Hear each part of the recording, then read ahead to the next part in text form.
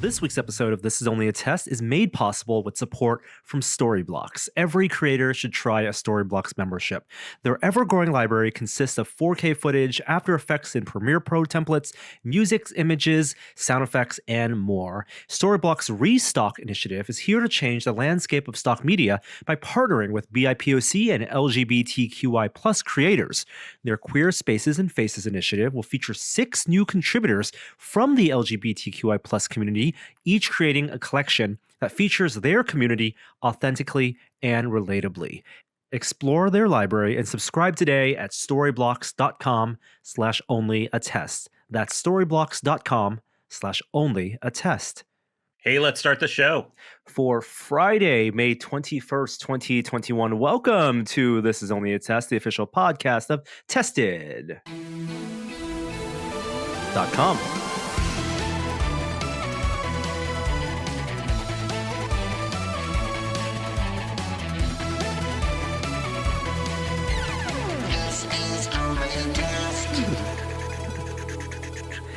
Happy Friday, everyone. We're recording a little bit late this week. So much is going on. We had maybe not breaking news, but a lot happened. So we needed maybe an extra day and a half to digest. But we're here.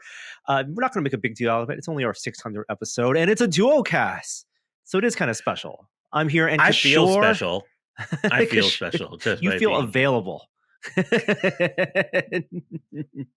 Good to see you on a Friday morning, Kishore. Hopefully we'll get this episode rolled out to listeners, you out there, by the afternoons for some weekend listening. Before we started rolling, you got a chance to meet the new baby. Yeah, new baby. Big eyes. Very cute. Already has a better haircut than I do. That's what my takeaways are. She did come out with a full ass head of hair. And yeah, she's doing all right. You know, of course, baby number one, kid number one's in daycare right now, so life is just a little bit easier. And well, how's your week been going? Everything, you all second vaxxed up and feeling good? Yeah, I think today is the day that I am officially fully vaccinated, according to the CDC. So I am ready to party safely at a distance, probably outside. Let's go. Even if you're indoors, I mean, you know, CDC guidance says we can hang out. Yeah, I mean, there's a lot to say about the guidance, but I think people have probably heard enough at this point. So I'm going to keep my tongue for once. Well, we're going to roll right into it. Of course, we started a new format, an evolving format for the show. Some of you who have commented on our Discord, they like I think the hybrid of the big stories they want to talk about, plus maybe a news dump at the top seems to be working. So we don't have a news cue or music cue for this, but let's roll right into the quick news update. Earlier in the week, Apple announced, I guess it was expected, but they're going to start streaming on Apple Music lossless audio plus spatial audio if you have the right headphones. And the lossless audio will not come at an extra cost if you're already an Apple Music subscriber. The entire library? It is lossless audio to the entire catalog. So on their backend, on their data servers, they've been probably, I don't know if it means like getting new source files from the studios or what they already had, but they're ready to start streaming 75 million songs in lossless audio. Surprisingly, maybe not so surprisingly, even if you have the new $550 AirPod Max headphones, Bluetooth, where the way that the headphones are connected to the iPhone and your MacBooks, will not support the lossless audio streaming. Can I ask, is the spatial audio part of this announcement meaningful to you? I'm not much of an audiophile, and when I read that, I was just like, eh. So spatial audio is interesting in a couple ways. There was already spatial audio built into the headphones in a kind of, a novel way. We'd seen some like early VR companies try to do this, where it creates a virtual space where if you close your eyes and you turn your head around, it sounds like the music is coming from in front of you and not inside your head. And I suppose for certain types of music, if you're trying to emulate like the diverse musical composition of like an orchestra or something, right? You want to feel like you're in front of the orchestra and you can hear the different instruments, the way that that is mixed. The spatial audio here is Dolby Atmos support, so it's not just in front, it's above and bottom and all around. And I don't like feeling like the music is, coming from just my right ear or the left side of my head and it being fixed in space. When I've tried it, I kind of like music feeling like it's inside my head. Um, so it's going to be a personal preference. But if the studios are mixing it that way, the headphones, that the AirPods and the Beats headphones with the H1 or W1 chip, as well as the built-in speakers, will support that. I actually wondered if you listen to Apple Music over your Apple TV and you have a Dolby Atmos setup, if that's the integration that struck me as being meaningful. I don't know I how feel many like people actually do that though. Dolby Atmos, the ones built in the TVs, it's so much more meaningless than it's like the old THX certification. It used to mean something, but now when you have Dolby Atmos, the logo, to me it doesn't really. Yeah, it's a higher bar of quality than if you're just using the old built-in, the older speakers, but it's not a true, like, it's not like the true theatrical experience to me. And you have like phones that have like Dolby Atmos certification, like, sure, Yeah. that's not going to make me feel anything, like sitting in a theatrical seat. I didn't mean it that way. I meant more if you had like the actual Dolby Atmos soundbar and stuff like that, where you had the equipment for it, you could hear a difference. But more like if you're excited about it, more power to you on the spatial audio and headphones. But that's not for me. I really think the announcement is about the lossless audio, and I'm psyched they're doing it across the entire library. And there have been a lot of speculation and rumors about maybe the headphones. There's no, the teardowns don't show a Wi-Fi chip, but because the Bluetooth chip is made by Apple, there could theoretically be a firmware update that would allow a different protocol for that modem or that radio to use. And so AirPlay is the rumored way that you would get lossless audio over existing hardware. I think that's maybe too much to ask of Apple. They're more likely inclined to sell you a new pair of headphones now with lossless audio support. But I think this is just another like check in the box. Yes, it's going to be nice to have for audiophiles and people who have the hardware to support it. But I bet they could have just. I bet if they just told people we have lossless audio support on existing hardware and didn't actually change anything, the vast majority of people would not actually notice the difference. It's more just like another, now we're a better value than, or as good a value as what Spotify or other competitors are offering. Moving on, hey, we got some Lego news. This, I think, was a rumor, but now might be officially announced. But this is for you, Kishore. Lego in their kind of desktop statue series. So they had like Star Wars helmets that they've done, the Boba Fett and the Vader helmets, but in the same kind of desktop size, couple hundred pieces. They're also going to be releasing an Infinity Gauntlet desktop statue. You interested? It was inevitable. Am I going to purchase this? 100%. Yes. Do I think it looks good? No, I do not. I think Really? it looks like I think it looks pretty bad. I mean, I think whenever you have something as intricate and curved as a gauntlet, using the Lego aesthetic to pull it off is always going to be rough. It I mean, it looks as good as a Lego Infinity Gauntlet can probably look. But don't fool yourself into thinking this looks good. It's just going to be fun to put together. It's 590 pieces to build the entire thing, so it's not a huge set. It's $70 is the rumored MSRP, which is That's expensive, actually, it's for that many expensive. pieces. Yeah, Yeah. for the piece per price. So but I'm gonna buy it because for some reason I've painted myself in this corner where I have to buy every Infinity Gauntlet item on the internet. But I'll be honest, I'm not super psyched about it.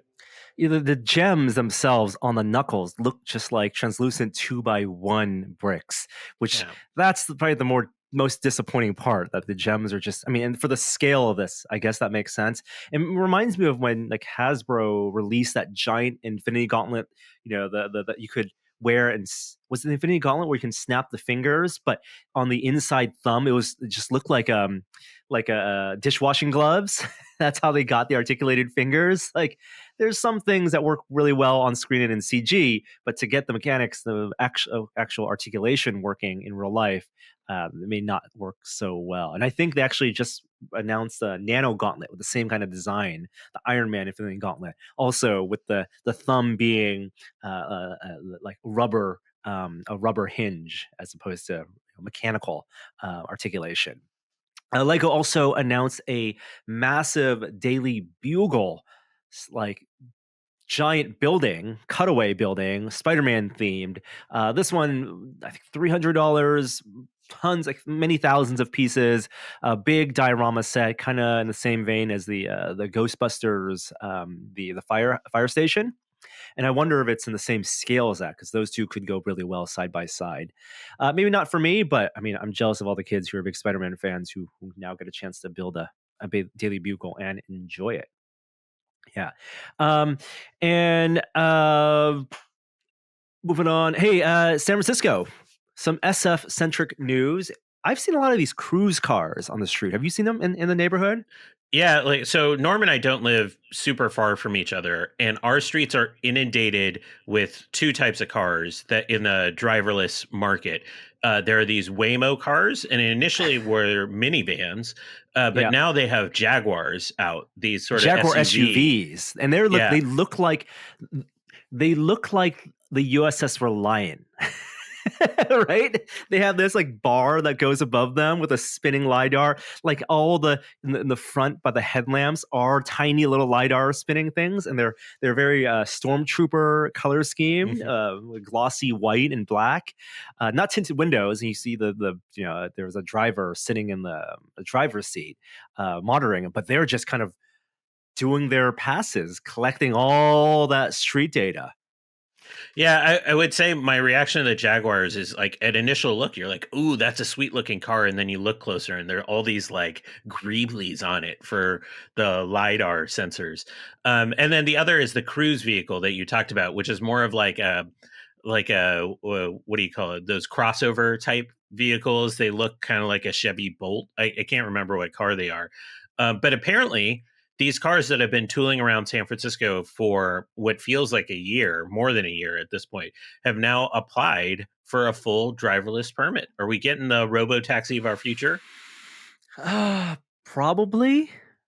I mean, certain parts of San Francisco are going to not be great for this. I think out in the kind of outer skirts of San Francisco, in the Sunset area, wider streets, wider lanes, that makes a little more sense. Of course, um, transportation, people over the next couple of months probably feel more comfortable. I mean, it's not going to happen in the next couple of months, but there's the whole social distancing thing, and whether people feel more comfortable getting into cars, whether it's driverless or not, but using that as kind of robo taxi versus public transportation.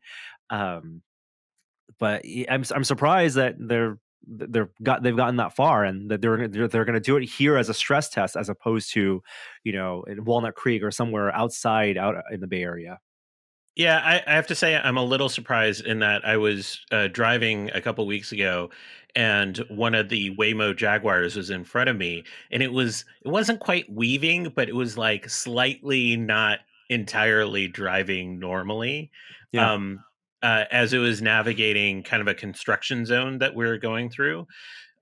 So I imagine there's a learning curve. That being said, I'm 100% getting in one of these as soon as it becomes available. Are you kidding me? I totally want to ride in one of these. A I short still stand distance. by short distance. Yes, yeah, to the supermarket. I'd be happy to get one to go from the Safeway to home, carrying it's an SUV carrying groceries. That'd be a nice easy test for that. But I'm still surprised that these cars, along with the Teslas and other self-driving cars, have no visual identifier for one, for external drivers, other drivers. I'm sure there are communication systems between the cars themselves, but for them, just a visual signal that it's going to make of its intentions. I think it's one of these things that when you so much of driving isn't just our foresight and anticipating what we think the driver of the car is going to do, but also the eye contact with the driver, the hand, putting your hand up to acknowledge, okay, you have the right of way. I'm going to stop. And some of those, in the moment, just visual communications, they don't necessarily have to follow, the exact right of way. Like someone may stop extra long at a stop sign or gesture to pass, like all these things, and even maybe for the passengers, what the rider experience is going to be like. As a driver of a car that can do, semi self driving, the the visualizations are extremely important because I want to know what the car thinks it's seeing, and for a passenger to ride in the back seat, what is that experience going to be like, and what is that kind of UI interface or UX interface? Is it going to be like, you have your phone, your Google Waymo app or something, and you load up, you call the car, and then on your phone you're getting real time car is sees this, for just some level of comfort, or is the idea that you just expect it to be safe? I can't imagine they're going to pass through too much information. I think there's going to be a ton of like information on the safety procedures. But back to what you said, the thing I'm really curious about is what is the experience as a pedestrian? San Francisco is a really pedestrian heavy city. What's the experience for the pedestrian as they come across one of these at a crosswalk when you can't make that eye contact? I imagine these cars are going to be very conservative drivers out there. In terms of how they approach crosswalks, how they approach interacting with other cars at like a four-way stop. But I'm very, very curious to see when in action, and I 100% want to ride one. I'm willing to be the first one in this car. I am not too nervous about safety. Well, aside from self-driving cars, I don't think these are these. I think the cruise ones are at least hybrid cars. I don't know if the Jaguars are electric cars, but of I course, think the cruises are bolt EVs now. they're EVs. Okay, but in terms of other EVs, all the major manufacturers have committed to EVs in the near future, and one of the big milestones may be the Ford F-150 trucks, the best-selling trucks in the United States. Cybertruck's going to have its fan base, and they're going to try to appeal to people buying in this market. But Ford has that brand recognition and customer loyalty, and we even had the president of the United States go on a drive in an F-150, kind of marked up, right, and all the your standard pre-release camouflage on the car, but drive on the test track in a Ford F-150 truck. First of all, seeing the photos of President Biden in a car that's just covered in fiducial markers is hilarious. It is one of the funnier photos about the future of tech that you'll ever see. Um, I've heard a lot. I've seen a lot of reviews that are not overwhelmingly positive about this Ford F-150 Lightning.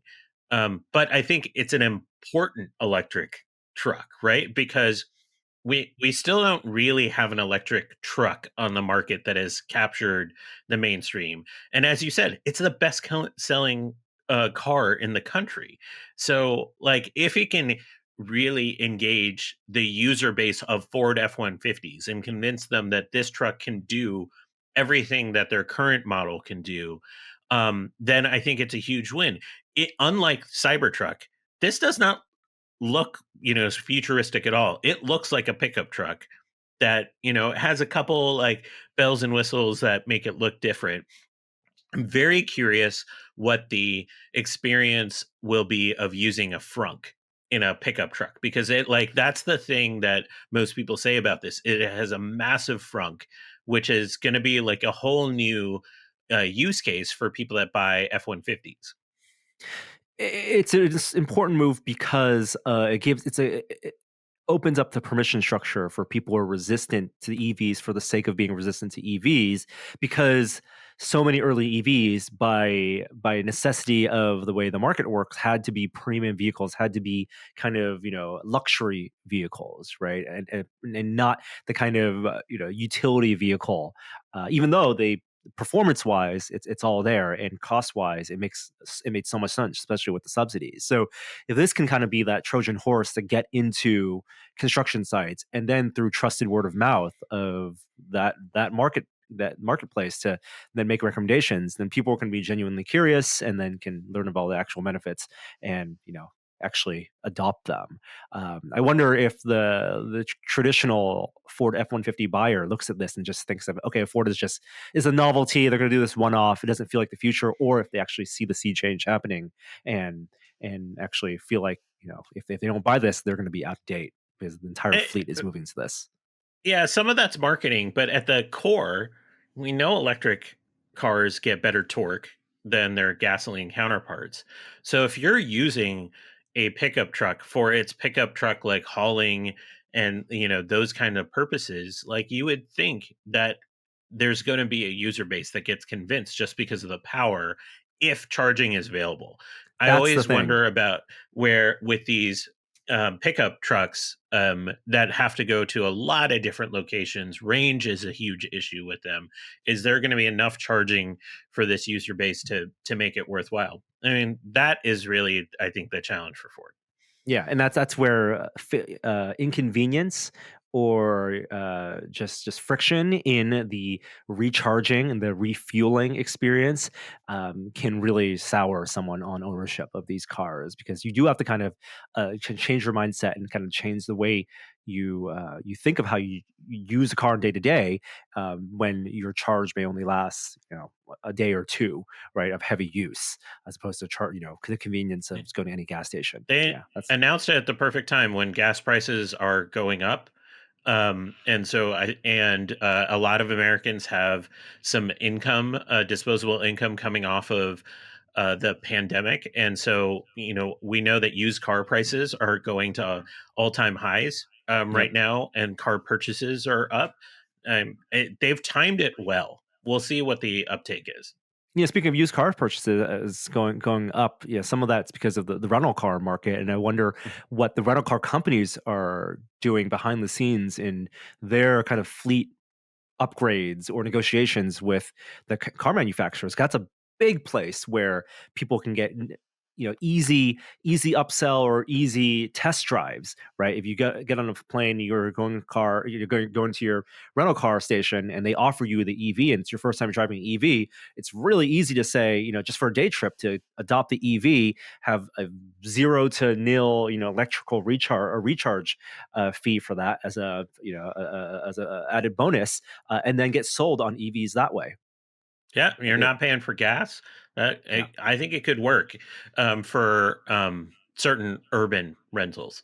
yeah, I yeah. imagine there's going to be a whole lot of people that are going to be like, "No, thank you. I need to drive 300 miles on a road trip or whatever." All right, two more quick bits of news before we go into our top stories. One is there's a new space race happening right now. It's between the United States, between Hollywood specifically, and the Russian movie business.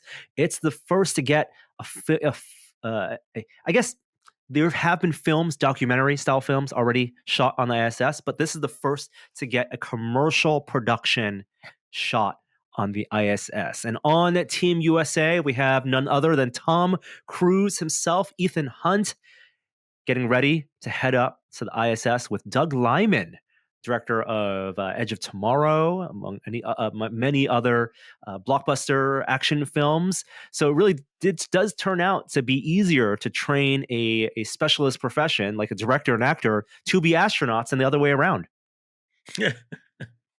Well, I think the jury is still out on this, but there was the announcement of Yulia Peresild, a Russian actress that has been chosen to also go up about a month different from when Tom Cruise is going up. She's going through with another actor centrifuge training and zero G training right now. For my series on Twitch, Big Screen Science, like we just watched Apollo 13, and you're seeing all these shots they did on the vomit comet to simulate zero G, and I'm like, those are good enough. Like Those are I good am enough. not Yeah. I don't get what you're going to be able to get in such a small space as the ISS. Oh my And I think God. that's what's critical for people to know. ISS is small in terms of your ability to maneuver, and they're not going to give them the entire ISS to shoot a movie in. They're doing things up there. And so Yeah. It's a lab. like they have to shoot something fairly claustrophobic. So the value of them being in zero G, I have a question about. Now, I'm totally open to what they can creatively come up with, but it's not like Tom Cruise is going to go on a spacewalk. That is not happening. Like, You don't think he's going to so? be They were not inside the allowed. ISS. They would not allow no spacewalking. You sure? I I'm mean, sure. that's the only. I mean, other than the cupola, right? The view that you get of Earth, which yes is beautiful and the photos look great, but it honestly is better CG'd at that point, and just getting some IMAX cameras to film the B-roll, the background plate. If you're not going to go on a spacewalk, then you're right. There really is no need. You could redress a vomit comet. It would be so much more safer and cost effective to take the fuselage of a big airplane and dress it like ISS, and you can get a film crew, you can get actual crew up there, as opposed to taking up two valuable seats, expensive seats, and berths on the ISS. Look, like the thing I don't understand what they're going to do is like, how are you going to get lighting right in the ISS? I have no idea. Like, Well, so you got Commander Hadfield as an expert on that. You got to consult him for the best angles and what his solution was. You got to get some lens flare in after the facts and post processing. Yeah, honestly, I'd be more sold if it was like Vin Diesel, because it'd be like Fast 10. We're on the ISS somehow with a car. Yeah, I can't even imagine it being like a whole 90-minute film. Like, how much of a commercial film do you want to have set unless you're doing some type of real time thing? it it I, I know it's all about planting flags and being first, but it just seems so ill advised. Yeah, I hope it doesn't just get sent to HBO Max streaming, right? It's gonna have to be a full IMAX theatrical release, and I know Tom Cruise is all about that. You got some also movie trailers. One notable one is kind of came out of nowhere, but the Snake Eyes trailer, a new G.I. Joe reboot. This time, not Ray Park doing Snake Eyes. This is Snake Eyes sans mask with dialogue. Snake Eyes talking, played by Henry Golding. And there's a 90 or a 60-second teaser that was released. Really feels like pure Snake Eyes origin story. No real G.I. Joes in the movie. I think that you see Baroness and there's Scarlet. You would think they have to have Storm Shadow appear. Yes, there is Storm Shadow. Storm Shadow is the antagonist, and it's again not the same. Any of the actors that were in the last two GI Joe films. It's the lead actor from the TV show Warrior, I believe, who plays Storm Shadow, and I think Henry Golding is super charismatic, and he gets the action right. The brief bits of action that we saw in this teaser, which I think is a really classic teaser in the sense that it doesn't give away the plot. It just sells big action, big budget. It's getting me excited. And, we've been fooled by good G.I. Joe trailers before. So I'll take this one. Yeah, I'm not holding my breath, but Snake Eyes was my favorite character of my G.I. Joe infused youth. I had so many G.I. Joes. It was the toy of my youth. So I am cautiously excited about this. And G.I. Joe or Snake Eyes is a byproduct of cheapening out in toy manufacturing, right? G.I. Joe as a whole is a cartoon like Transformers to sell toys. Snake Eyes was because they didn't want to add more paint, and they just had this character and they just kind of repainted a ninja and became like Boba Fett, just by less known, just by mystery surrounding the character, became the fan favorite because we could imbue and project our own stories on this character. Hey everyone, Norm here. Before we continue, I want to let you know that this week's episode is made possible with support from Periodic Talks, the podcast from Gillian Jacobs and Deanna Reasonover. They step off set to go on tangents with real-life astronauts, astrophysicists, science artists, mathematician types, and other really smart people to investigate what seems impossible. Let your mind wander and wonder at the what-ifs of everything from stardust to crocheted algorithms to fantasy role-playing games. Join Gillian and Deanna as they talk to innovative, interesting, and exciting personalities in science, tech, engineering, arts, and mathematics. Listen to and follow Periodic Talks on Stitcher, Apple Podcasts, Pandora, or wherever you get your podcasts. Now back to the show. All right, that does it for our news segments. Let's move on to our big top stories with an interlude.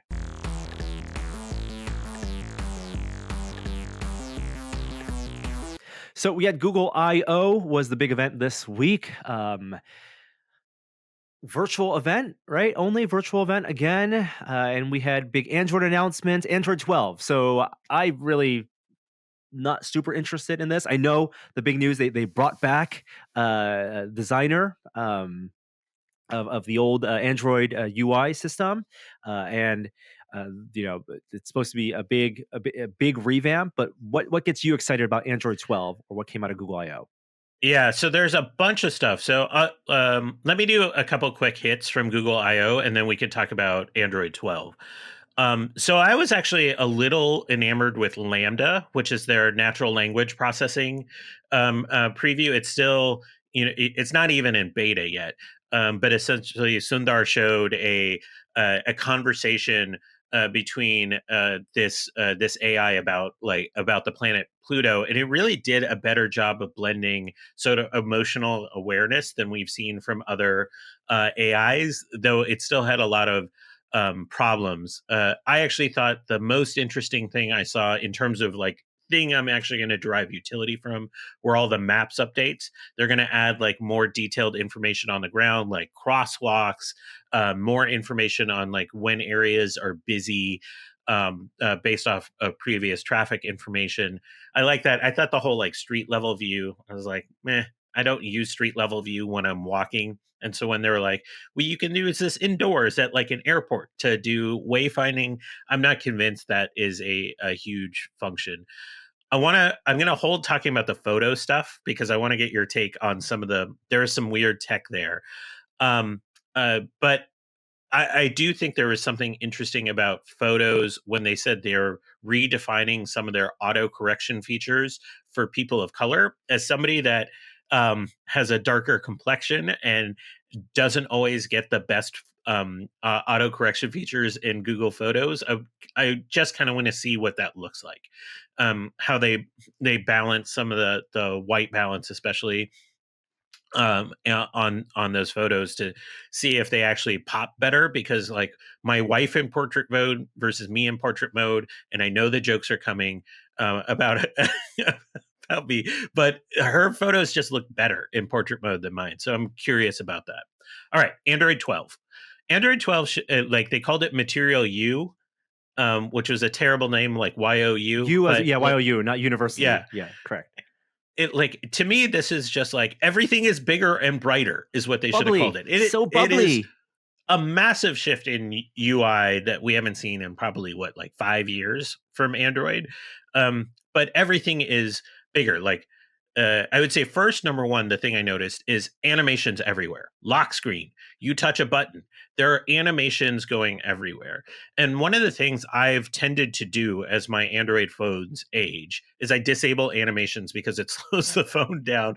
So this is typically true after about a year and a half. I tend to disable the animations. The animations look fine, but it does give this whole appearance to the phone that it's much more dynamic looking. Because even when you like open your camera, touch your power button, there's like subtle shifts in brightness across the screen that give you this illusion of activity.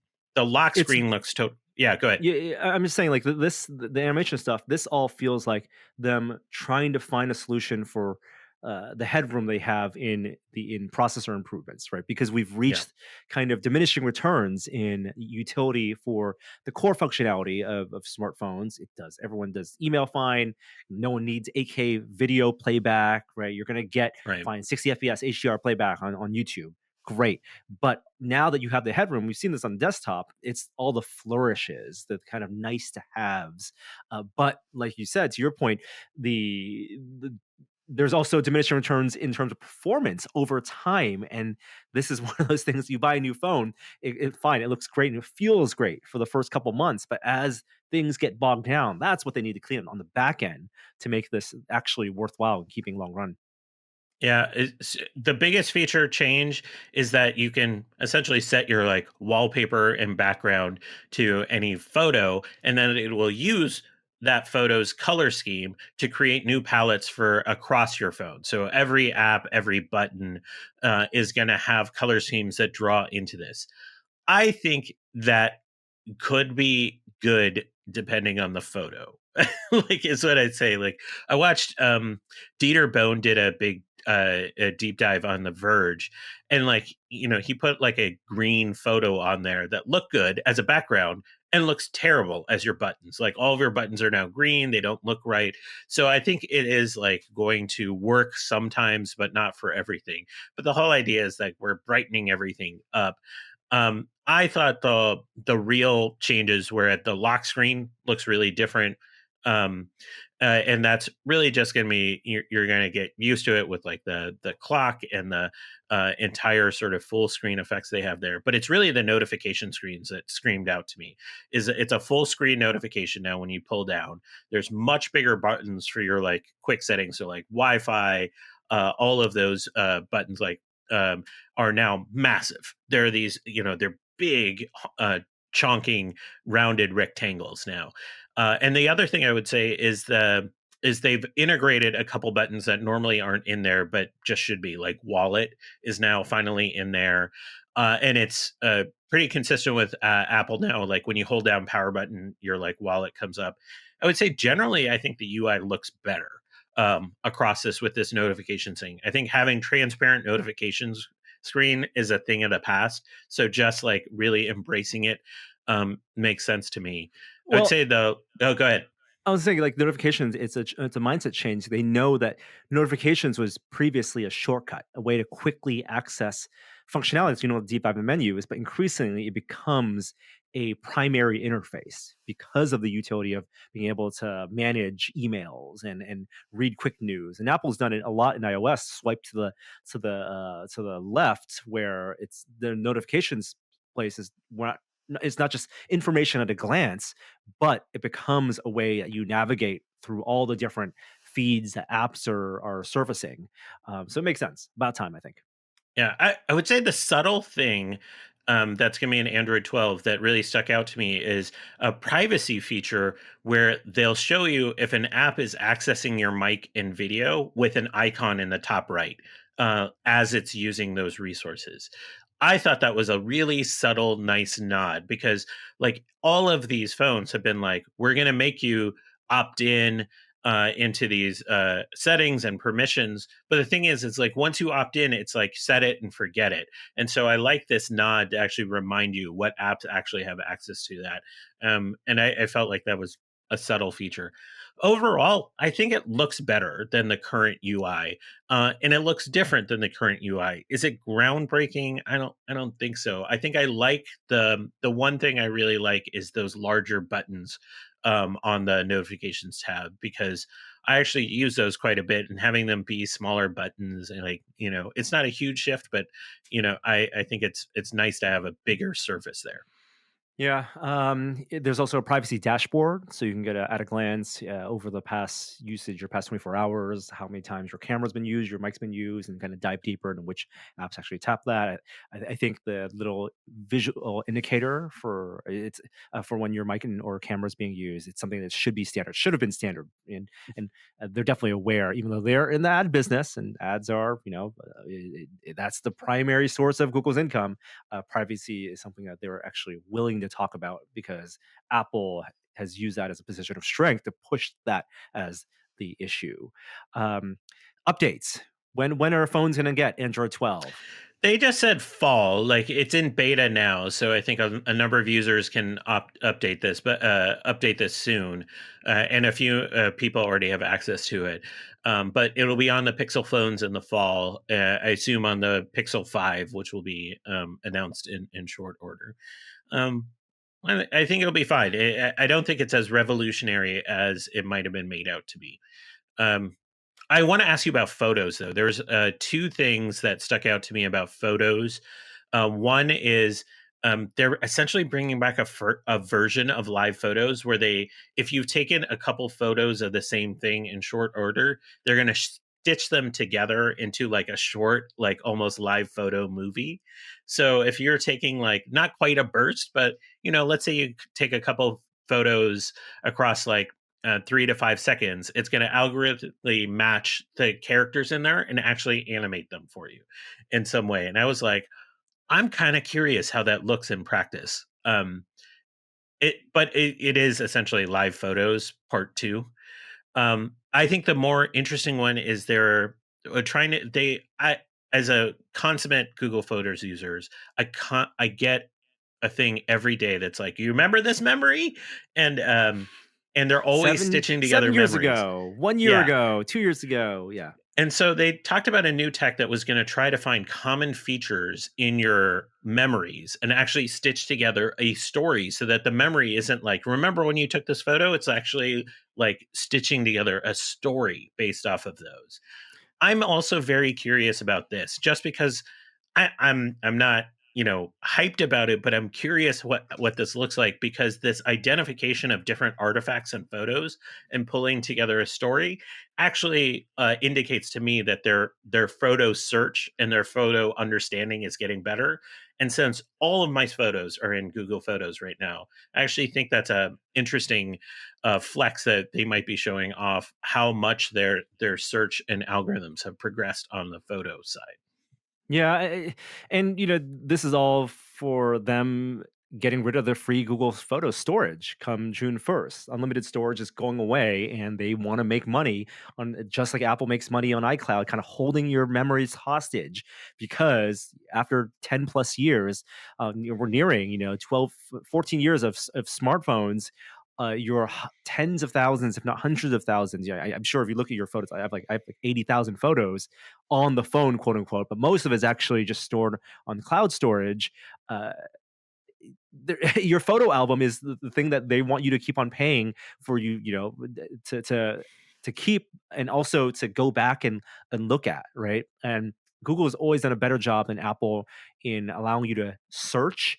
Like the way you think about photos isn't just like, yes, date is one of them, and Google Photos is like just like Google search. You can kind of define your search terms. Like, show me all the photos I took on May 19th of every year, and then they'll kind of bring it back, or in this location, or of this thing, right? The object recognition is one of the most useful features.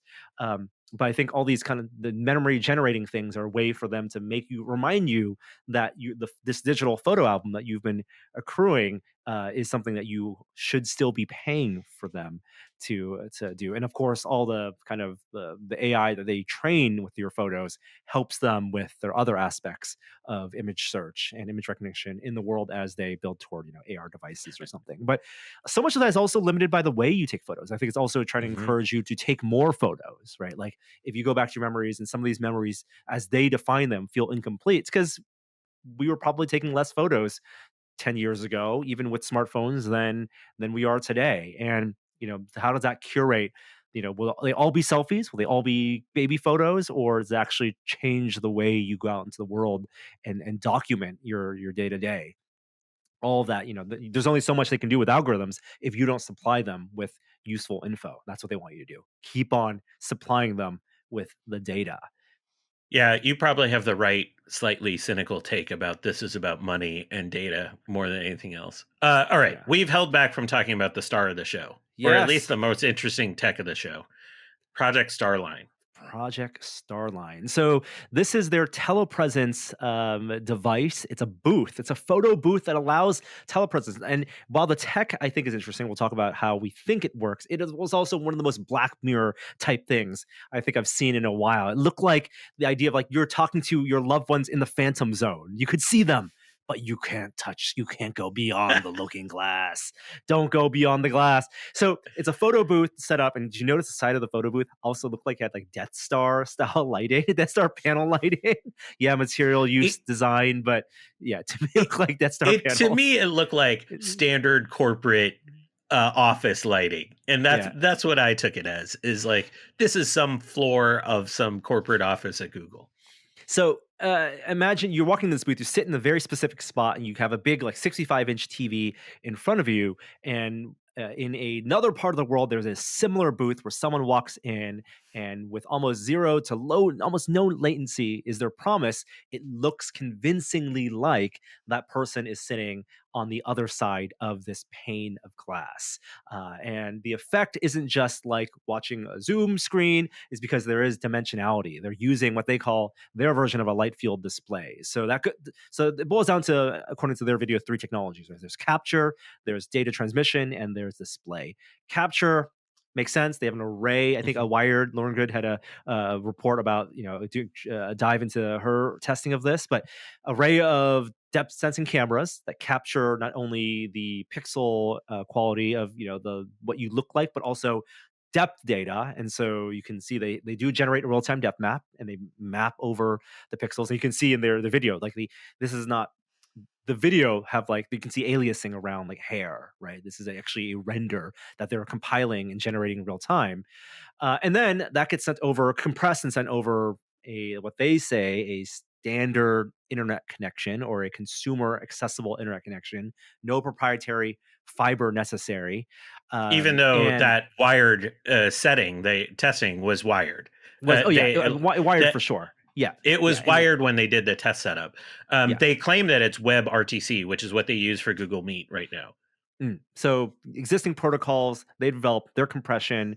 The better the connection, the better. They didn't talk about anything about image quality scaling or what that looks like. But then that information gets sent over to the booth on the other side, and vice versa. And display is they call it a light field display, which just means that they're displaying, as opposed to like a 3D movie where you're getting two views, left eye, right eye. You're getting multiple views, stereo views at the same time. And in the Wired reporting of this, the kind of sweet spot was really limited. You shift outside the seat, left or right, and you would lose the 3D effect, and it would just look flat. So it was kind.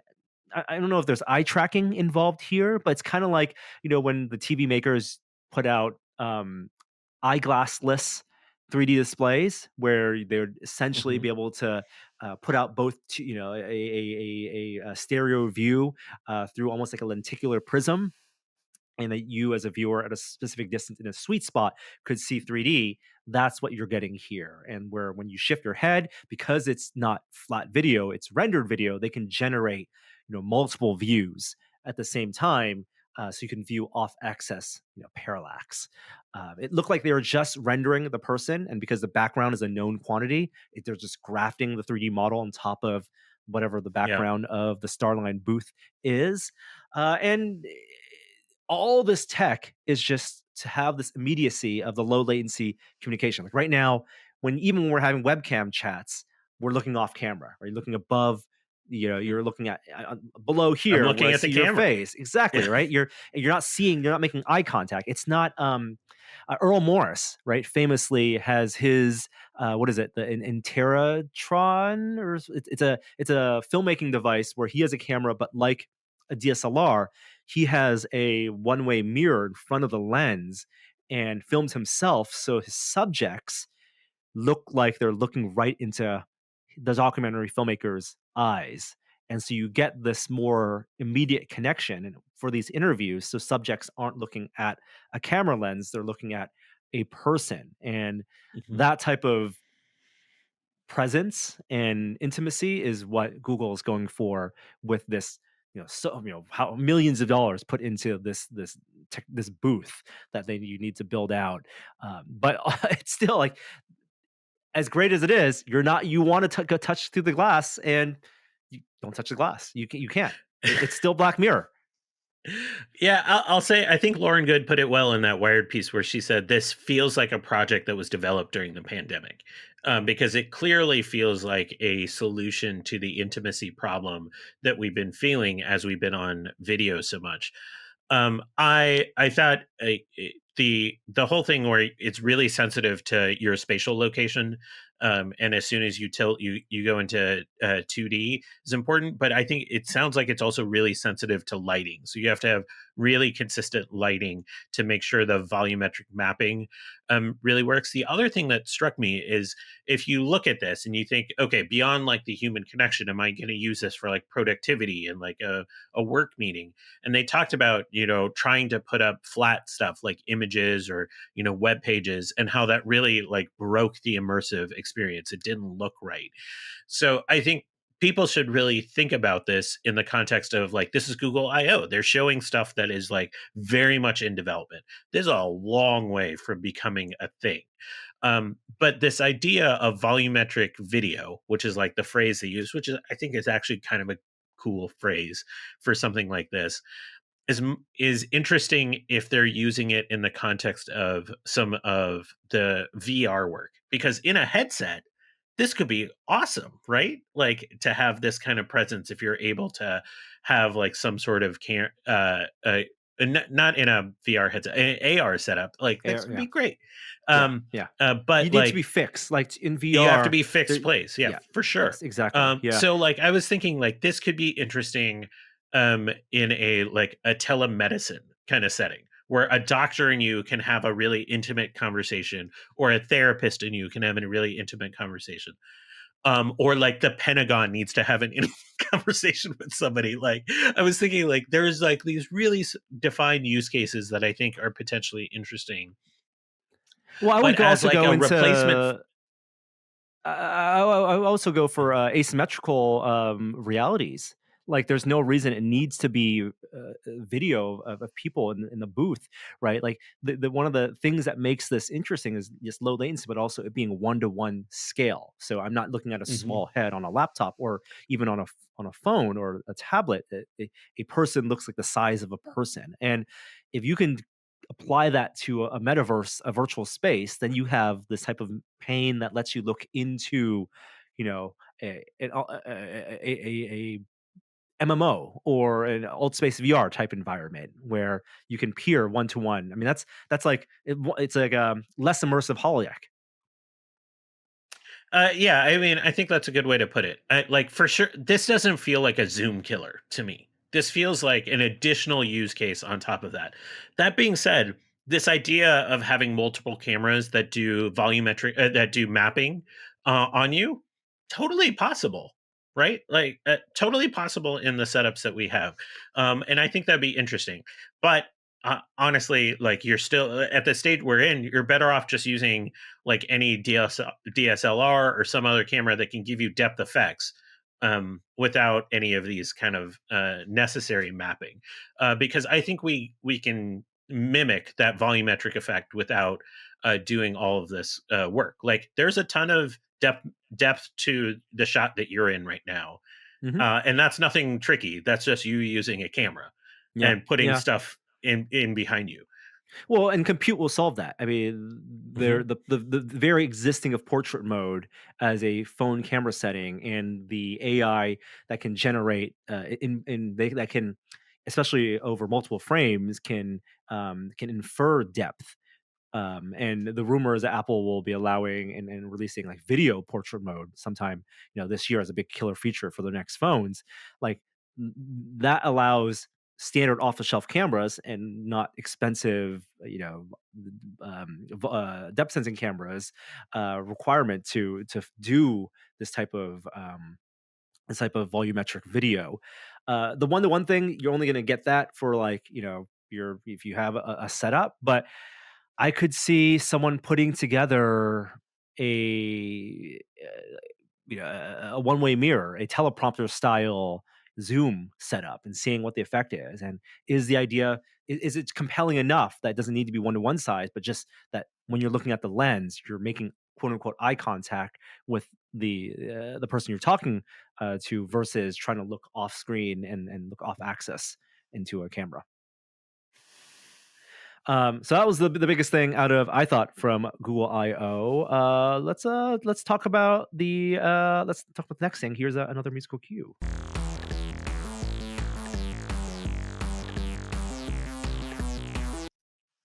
So this came out last week, right after we recorded the podcast. Actually, the embargo was like just a couple hours after the release of the podcast, but I got a chance to go hands on with the framework laptop. It's a startup, I think, started by some I want to say Oculus engineers. But the idea is that they're trying to do something that it's been attempted before, and it's a various degrees of success, but a upgradable and modular laptop. You Oh my can goodness, this is the holy grail. Holy grail of laptops. Here we go. it's it's funny that you call it the Holy Grail because the thing they really wanted to insinuate in the interview and when we chatted with them was that this is how laptops used to work, right? And it was only been going away from modular, That's not true. replaceable storage and memory. I mean, in the old days, swappable battery. When you're talking about memory, battery, and storage, those are things that even a lot of higher end laptops today or workstations today allow you to replace. The big novel thing here is the ability to swap out the motherboard, the main board with Mhm. the CPU over time. That's something that hasn't been attempted. And uh, if you can buy a $1,500 laptop from Framework and with a modern hardware, U class processor from Intel, and then spend half of that, $800 in a couple of years to keep the chassis, not waste that, but replace just the motherboard to get a new system under the same power constraints, 28-watt system here. I would rather do that than spend another $1,500 on a laptop. So what can you upgrade though? Because like memory, battery, fine. Like you said, like those are things that we had back in the old days. Yep. Were there other things that you could modularly upgrade? Keyboard. So they'll have different keyboard modules, even trackpad Okay. modules. The display, so the bezel is an aesthetic thing you can change, and including the webcam. So they have a 1080 60 webcam. What's neat, we didn't cover it in the video, is that there's actually a hardware switch on the webcam. So you can, as opposed to putting a sticker over your laptop webcam, you actually switch it and actually cuts off the video signal. So you can have your privacy setting there. But the actual display panel is something that you could swap out over time. Again, going to their suppliers, their form factor, they're using a 3x2 display, a 13.5-inch display. The Wi-Fi module, which actually that's not something I can ever see myself needing to swap out, but Like sure, once every 5 years, maybe yeah, you'd want right, it. right. There's certification for some Wi-Fi modules that you might not need to pay the extra money for like IT levels of Mhm. certification. Uh, but the motherboard is really the big thing, and the kind of ease of access for the hardware. 5 screws on the bottom. There's got the one ribbon cable to disconnect the top part of the laptop from the bottom, and really just really easy access to remove even the whole motherboard, solder on CPU. That's something that they're not going to change. Um, And and the the idea is GPU's on board, so you it's have to it's it's swap. yeah. It's not even a discrete GPU. This form they chose the Intel U class processor, so it's Iris graphics. eGPU I think is possible because they have fourth generation Thunderbolt, and so you could get a. They haven't announced compatibility exactly which enclosures, but if you really wanted to do discrete graphics, you could do it that way. I think the whole design of this kind of paves the way for them to do a larger model, a 15-inch model, where you maybe they can do a GPU swap out module, but that's also going to be dependent on the suppliers, right? Like right now, they're buying chips from Intel, they're buying memory from whoever supplies their memory, and if NVIDIA or AMD doesn't want to provide a GPU that they can then create their own PCB for, then they're out of luck there. So it's going to be their relationships with the suppliers and how much they can do on their own versus how much needs to be done in partnership with the actual hardware makers and Yeah, chip the only makers. other thing I was thinking that would be useful. I mean, obviously hard drive, but like that's not terribly complicated. I was thinking like display ports, like if you can swap out like a mini HDMI for an HDMI to like a USB-C, that would Yes, actually be useful because then you could just have like a set of stuff that you swap based off of where you're that going. is their whole plan. Like the other novel thing, and I think other people were taken with this more than I was. I thought it was novel, but like I don't I could use more ports, always use more ports, but because of the chipset they're using, they have 4 USB-C ports, right? Mhm. And one is going to be used for power, but the way they design their chassis is that the actual ports themselves are extensions of USB-C, and so the dongle is actually essentially a module that's flush inside the chassis of the laptop, and you can swap out USB-C for USB-A. You can swap it out for the mini display port, micro SD card, and they have plans for I think up to 50 different modules, including like Arduino controllers and other things. Again, it's a form factor wise, it's better than having ribbon cables or even those aftermarket, hyper accessories that you like run flush against Mhm. a laptop. But for this category of device, 4 USB ports still to me feels a little bit limiting. Oh, look, like it's still easier just to have like a set of dongles. But like you can't call it a modular a laptop and not have something like that. Yeah. Be like where you can get a modular laptop, but then you have to buy a bunch of dongles for it. Would not be a good good marketing strategy. Well, to be fair, you So got I'm to glad buy them they did. too. You got to buy these modules too. Yeah, They're, of they're not giving course. those. They're not going to bundle everything in. They're like 9-10 bucks a pop. But the form factor of being flush with the laptop is appealing. The other questions. Gordon Mung from PC World did a long interview with their CEO and asked a lot of questions I didn't get a chance to ask. Like they're of course they're aware of AMD as a provider of CPUs and GPUs, and they have nothing to announce, but they are looking. They're looking at everything, and they are going to be generating a whole marketplace for aftermarket parts. So if you want to sell your old memory or sell your thing, your storage or even your main board, you can actually go into their marketplace. Um, yeah, I mean, their website was hammered for pre-orders for shipping over the summer, so it feels like people are actually excited about this, and it is that chicken and egg. The more people who actually adopt this, it gives them more capability to design and put out supply of interesting, useful modules, and stay alive long enough for multiple cycles of processor. Yeah, I mean, like it's totally awesome that this thing is happening, but as like a practicality, like I'm not upgrading my laptop that much, that often.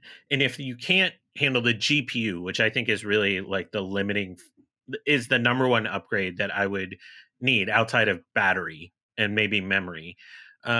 It's still a tough sell for me, but I'm glad they're getting some traction because like it's a return to form.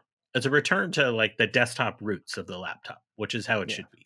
I'm excited for it. I really want to test this out and see how useful those swappable port modules are, and see if performance wise it's in line with other Tiger Lake Mhm. based Intel laptops. All right, moving on to something a little bit more fun.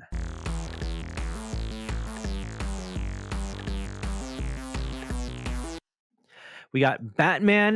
The age of Batman is coming back. So of course, there's the new The Batman film from Matt Reeves coming out now next year, and we had some, I think, promotional images, leaked pictures of the Riddler, the Paul Dano play of Riddler, which everyone says it looks like the Zodiac, like a Zodiac killer. And in the comics, the Riddler has always been jovial and menacing, but Uh, not like not sinister in the same way. Uh, well, Hush is a very different take on the yes, Riddler, where he's more serial killer like. to me, it just says this is less a Zodiac killer style villain than it is a David Fincher style movie, right? Like that is 100%, it's 100%. and that's and so David Fincher directed the Zodiac movie. So if they have that kind of dark tone, then that's definitely a different take than we've seen before. And from all reports, this is also going to play on the detective aspect of Batman. So I'm excited for it. But in that same vein, they're also doing a Jeffrey Wright spin-off TV show, right? The Gotham City Police Department show on HBO Max in that Matt Reeves Batman universe, but not in that universe, but produced by the same people, is going to be a new animated series. And it's coming from Matt Reeves, J.J. Abrams, but most importantly, Bruce Timm is This doing this. announcement was like an emotional journey for me because it was like new Batman cartoon and like I mean if you look behind me there's like a ton of Batman the animated series stuff on here. So I like know that I'm biased, but I was like JJ Abrams, I was like meh, and then it was like Matt Reeves, I'm like, "Oh, interesting. Bruce Timm." Yes, Yes. two massive themes up. What actually sold me on this was not the names. Like I said, there's a journey with all of those names. Was seeing the promo art and it's a version of Batman, very evocative of Batman, the animated series look, hovering over the skyline of Gotham. But what got me is when you scroll to the bottom and it says Batman Cape Crusader, it's written in that kind of gothic font that is very Batman the animated series evocative. And to me, that tells me a lot that Bruce Timm is running the art style around this and hopefully running the storylines around this. So yes, I'm hyped about this. Batman the animated series is the best animated non-anime, non-manga series of the last 30 years. It just is. So I'm frankly can't be more hyped about this. I know my feelings are going to get crushed when the first episode is going to somehow be about Batman's origin story again. But like, I get the sense this is a very year one Batman vibe, which is a part of the Batman the animated series lore that we didn't totally get. We got a couple episodes on it, but not a ton. So it's not supposed to be the shared story universe as the live action movie. So this is another kind of Tales from the Dark Knight thing. Just the look of Batman here with the ears popped out, almost Wolverine like to the side, harkens back to the original comics. I mean, I was almost surprised not to see purple gloves on Batman, right? Like the really old days. And it's a very painterly picture look here. You're right. The type on the title of the show, Batman Cape Crusader, is that deco look. And so much of the Batman animated series came out of what Tim Burton, the kind of tone that Tim Burton put out in the 1989 Batman movie. Although then, of course, Bruce Timm made it his own, but it has that kind of like timeless mid-century look to it. I wonder if this is going to be a little more period, or what period it's really going to be set in. The producer said it's going to be cinematic and evocative of its Batman's noir roots. So, noir is, that gives us a big clue as to the timelessness of this. And we'll dive into the psychology of these iconic characters. Yeah. Very, very interesting. This is going to be on HBO Max as well, just like the Gotham PD show, although it is a partnership with Cartoon Network, all owned by the same family. Also Discovery Warner. That was the big media story this week. So whatever HBO Max ends up being called, right? HBO Max Discovery Plus. This will be on that service. HBO Max also announced their ad supported version, so cheaper by $5, $10 a month as opposed to $15 a month, launching in June. Everything that HBO Max has except for the same day premieres, so you're not going to get the Godzilla vs. Kongs and Dune and Space Jam 2 when those do day and date releases for traditional HBO Max I'd be subscriptions. really curious what ads look like on this platform. I imagine, are they going to put ads in the middle of shows, and how do you do that with movies? I'm just very curious what that looks like, because the type of content on HBO Max is all over the place, from like 20-minute, cartoons up to like 3-hour features. And the content, the way that showrunners and editors edit those shows are not made for ad breaks. Even if you think of a weekly show like Last Week Tonight with John Oliver, like you have the segments, but they flow seamlessly into each other, and you don't have ad breaks. How would you do that for even old vintage shows like You Sopranos think or The Wire? they're gonna put a commercial in the fade to black part of Sopranos, just like perfect? See, it's yeah, really good question, but it's $5 is a lot when you're talking about accruing subscription fees, and this is a mandate from their corporate overlords to I mean, get more you're talking subscribers. about getting HBO for $10 instead of $15. Yeah, I mean, yeah, that's probably worth it if the right show is on. yeah, and it's not just HBO, right? It has all the CNN stuff and Studio Ghibli stuff and Cartoon Network stuff as well. All right, let's move on to our last top story this week.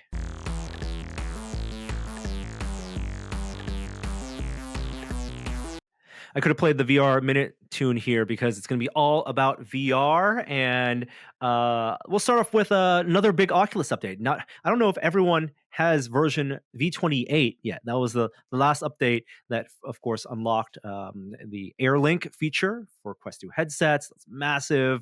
Some of the Infinite Office stuff with your tracked Logitech keyboard, and now version 29, not as exciting, but still plenty of updates as well. The big announced ones are even the Quest 1 will now get multi-user functionality. So households are sharing Quest 1s can now have multiple people have their own separate accounts on that. And on Quest 2, they're doing more Infinite Office integrations with like iOS notifications can now get synced in, and a new shortcut for pass-through. So they want people to try experimenting with doing more productivity. I think it still is a long way from making the headset useful for more than just web browsing, and even web browsing I think is a little clunky. You got to have more native kind of productivity apps, whatever Oculus's version of Google Docs is, to make it compelling, than just web browsing as a thing you do when you're not playing games on in headset.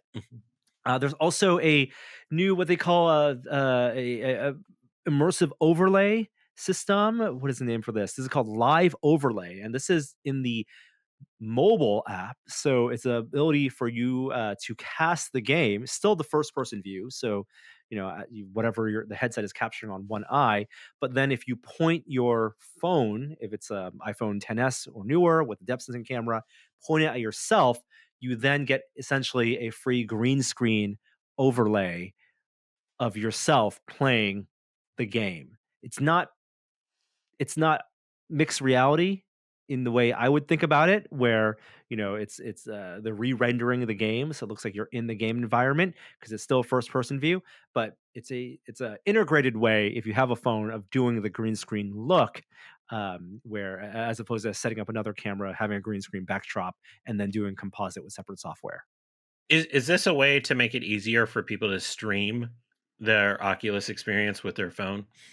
Yeah, it's not only stream with a phone, but also have it maybe a little more engaging than the kind of shaky head look. I mean, the thing I really wish they integrated was like what Valve did with Half-Life Alyx's mirroring, which was some post processing to remove head shake and smoothing out, where the capture that you would have on your desktop of playing Half-Life Alyx could be, you get the head movements, but you don't get like roll, right? You don't get a ton of roll. It is a smooth out motion. And right now, the capture on the mobile headset side is still a little bit jerky.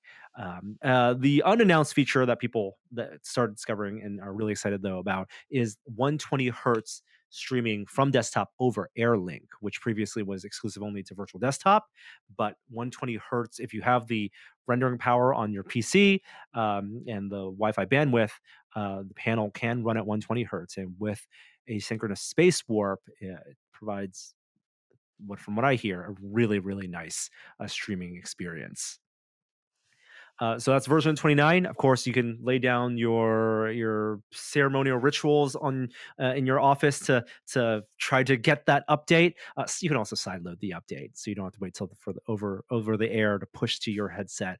And if you head over to the Oculus Quest subreddit, people are posting links to where you can download and sideload that.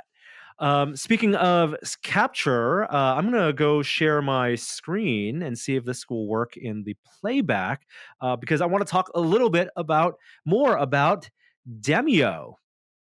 We did a full Demeo campaign over the weekend, Kishore. It was awesome. I think I described this last week as Diablo meets Slay the Spire. And I think you really see it here on the run through is that you're essentially moving room to room as a band of characters, D&D style. I was the archer, Norm was the kind of warrior class.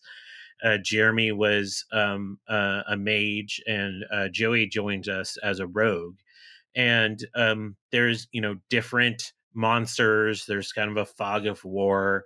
There are treasure chests to get new cards with new abilities, and you're just trying to make it out through each of these dungeons. And there's 3 dungeons to make it through in total.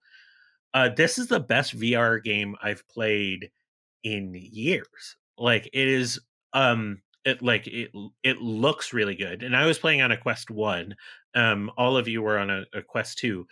Even on a Quest 1, the graphics really pop here. You can see they put a lot of attention to detail on all of the character designs.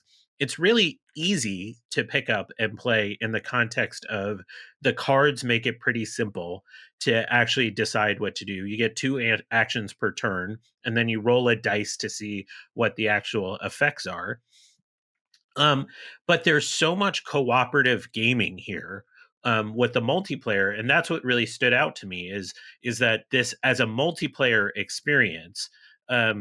Population One is great as a battle royale, but this was a different kind of multi-level experience that really was more strategic, more conversation, and frankly, like it time flew by to the point that all like three of us forgot to plug in our headset, so they died like at the last level.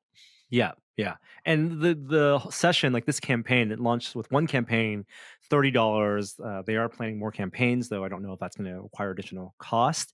The one campaign took over two, it was a 3 hour session. It's three maps. And what we didn't mention last time is the maps are dynamically generated. So there's a first tier dungeon, a more difficult second tier dungeon, and a third tier is always the final boss encounter. But they're not easy. Like you have to make these decisions about which doors to open. I love that even with the four classes, it felt very varied. But we kind of all understood this is the tanking class, this is the range class, this is the castings class, and with four players, the amount of strategy we were able to deploy just to survive, because they found this right balance between difficulty and fun, made communicating essential to playing this game. You have these power up cards that I love that they don't even like. There's no chance to kind of look at what all the power up cards are ahead of time, so it's a nice surprise. We're constantly talking to each other, explaining which cards we have in our hands. So they're not they smartly don't allow you to instantly see what the cards are on your teammates. You have to verbally communicate. And this is the same developer, Resolution Games, that did Acron, which was that asymmetrical multiplayer game where some people played headset and other people played on the phone. And so they have this really kind of elegant lobby system where you just type in a 4-digit code and you're able to join in. And yeah, you like everyone dropped. Like we got to the final boss, we got to the last stage, the Elven Queen, and there was no audio notification, but like we're fighting, we're like doing our preparation, and suddenly someone's like, Jeremy's like, is Kishore gone? Where did Kishore go?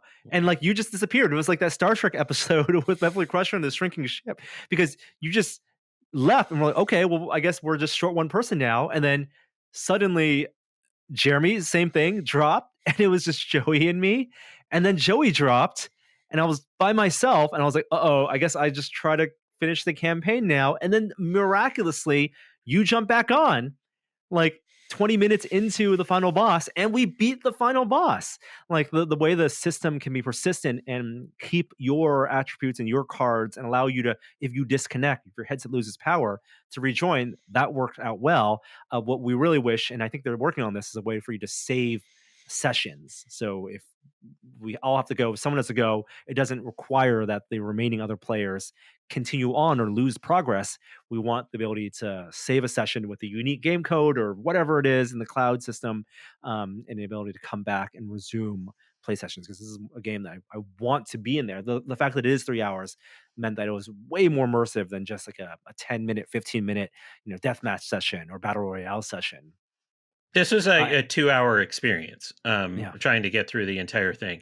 I will say for those watching the video that may have some critiques, I will say this is the video of the first time we played when Norm Leroy Jenkins into a next room and like unleashed hordes of monsters, and we were really just scrambling to save his life. Um, I, I really want to take another deep dive run through the whole thing, because with the dynamically generated maps, I think we're going to have a really different experience. Like, yes, now that we've gone through, we kind of know the monster types that are out there, and I don't think that's going to change. But just because there's so many rooms and so many strategies that we didn't use, and frankly, so many cards we didn't really employ, I think the game will be really quite different. And this is one of those games where if they're able to drop a new campaign every couple months, a la the Rec Room quests, I think it can be enjoyable for a really really long period of time. Like, and non hyperbolic, like one of the best games I played in VR over the years. Totally, totally. Yeah, last week I talked about wishing there was like a sci-fi version of this game, and I still do wish that. But having now gone through the full campaign, like there's so many different strategies and different enemy types that we barely were very lucky enough to get through. And I'm curious if the new campaign, if it's going to be a new tile set or new selection of enemies. I know they're doing like new heroes, and that's something I wish.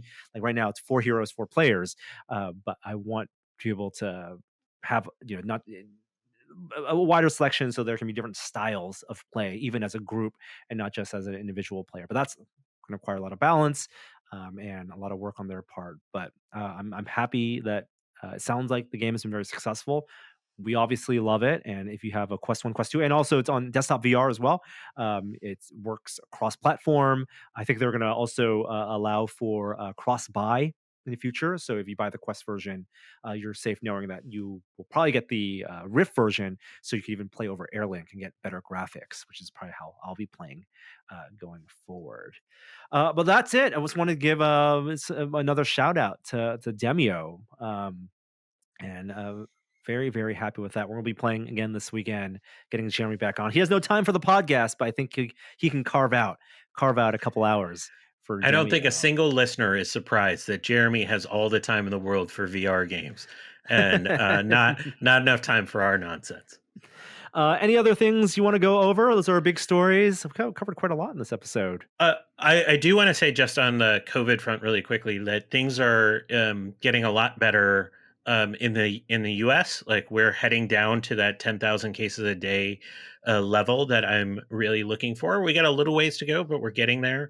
Vaccinations have picked up in Canada as well. I know they've slowed down everywhere, but we're really on a path here that is exciting. And I gave my parents a hug for the first time in 18 months last week after the podcast. So this is a really, really exciting time. And I'm taking submissions for the first movie I should see in a theater right now. Ooh, what? It's not going to be Black Widow? It could be Black Widow, but it could be July feels something pretty else. Like I was very good. jealous when I saw Devendra went to the Scott Pilgrim Oh, re-release right. as his first Yeah. movie because I love that movie. Yeah. Yeah. I'm aiming for Black Widow as the first one I see in theaters, and Dune is absolutely one that I will not watch. I mean, Black Widow, we could rent on Disney Plus Premiere, and we may eventually have to do that. But really, if I can offload both children for a couple I just hours, want the experience of going to a theater and like yeah, getting popcorn and like getting food and like just having like a 3 hour date with my wife, like where we go see something like that kind. Like I'm looking, like part of this is about the movie, but a lot of it is about the movie going experience that I want. parking and all. I'm All gonna right. take a robo taxi, no problem. Oh, of course, of course. Yeah, ride one of those Jaguars. All right, that does it for the episode this week. Thank you all for listening. We'll be back next week with our 601st episode. Hopefully, Jeremy will be here to join us then. But until then, we have an outro from the archives from Great Job. Here we go. I think this one's called D22. Hi there, I didn't see you. Test it.